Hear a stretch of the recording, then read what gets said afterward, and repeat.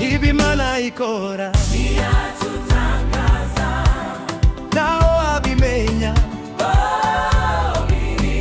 ariko icyo nzi neza Imana ishaka ari ibyo nkwiriye gukora, ariko icyo nzi neza Imana ishaka ari ibyo nkwiriye gukora.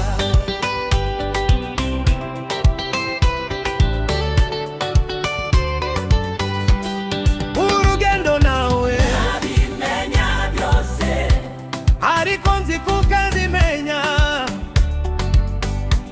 ni kukiturizwa ibyago biriho kandi ari ibyo mu gihe gito, ni kukiturizwa turizwa n'ibyago biriyo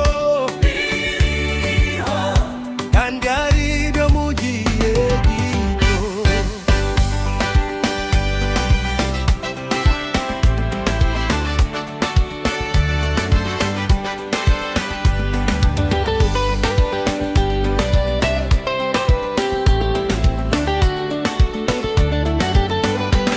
Yesu nzi ko ufite amagara y'ibihumbi, harimo n'ibyanje neza,